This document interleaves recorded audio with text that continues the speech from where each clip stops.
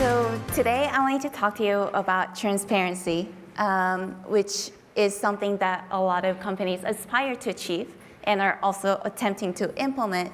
So I wanted to share with you one simple yet effective way that it can be incorporated into organizational practices. So let us first imagine, for me to demonstrate what type of transparency I'll be talking to you about, that it's lunchtime, it's back to lunchtime, and you're feeling like getting a juicy burger. So what would happen is you walk into a local restaurant, and in a traditional dining setting, this is what you, as a customer, would experience.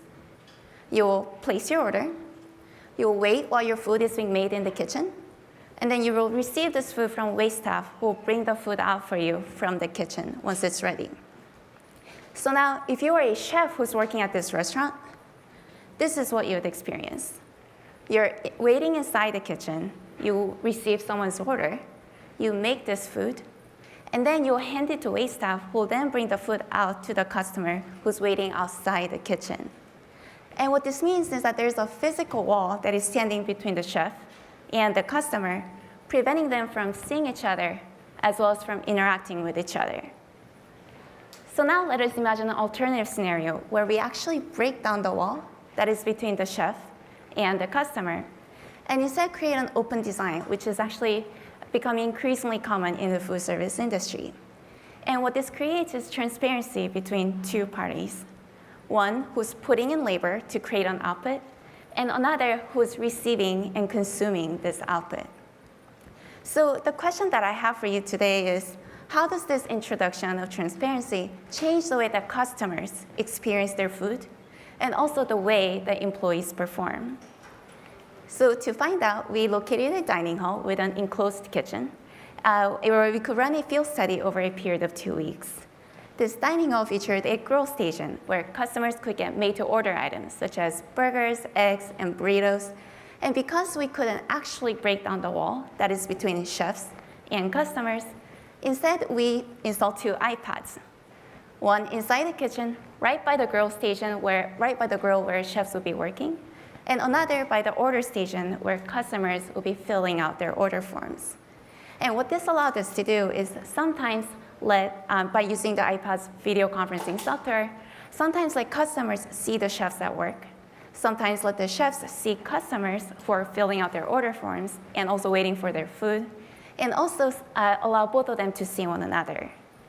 And during this time, we surveyed customers who had used the grill station, and we also placed a research assistant in the kitchen to measure employee productivity. So what we find is that there are reciprocal gains to be made when we introduce transparency. For customers, when they and the employees, the chefs, were able to see one another, the way that they perceived the value of the service improved. And this means that they were more satisfied with the service, they were more likely to recommend to their friends, and they were also more willing to pay a higher price for the food. But it wasn't just the perception that changed. For the chefs, when they could see who their customers were, they actually made better tasting food as rated by customers. And when the chefs and the customers were able to see one another, their productivity improved, meaning they made the food faster by 13% without compromising quality. So then we asked, what factors were important in leading to these positive outcomes? So we turned to pair of lab experiments to figure out what factors were important. And it turns out there are 2 main ones: appreciation and effort. When customers are able to see who their employees were and see the employees at work, they perceived more effort, appreciated the employees more, and led them to value the service more. Now, for the chefs, when they knew who their customers were by being able to see them, they felt more appreciated and thus were more willing to exert greater effort. And in fact, during our time in the dining hall, we received several comments from chefs and customers alike. One customer left us a note saying, "Please leave the iPad, the interaction's fun, it made my day." One of the chefs volunteered this explanation, and this is a direct quote: "When the customers can see the work we're doing for them, they appreciate it, and I appreciate that. It makes me want to improve." So, some of these comments suggest and support the notion that there's this positive feedback cycle going on involving appreciation and effort between customers and employees. So to wrap up, our findings were grounded in food service contexts, but they can also be applied to several other domains where one's effort tends to be hidden from their beneficiaries. You could think about decisions in healthcare, behind-the-scenes work in government, and also an office job where employees tend to be glued to their desk.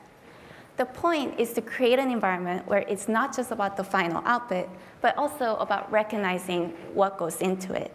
And we have demonstrated that one simple yet effective way could be to simply make transparent someone's labor, as well as for whom that labor is for. So on that note, I'd like to leave you with the fact that transparency can create reciprocal value for all parties involved. Thank you.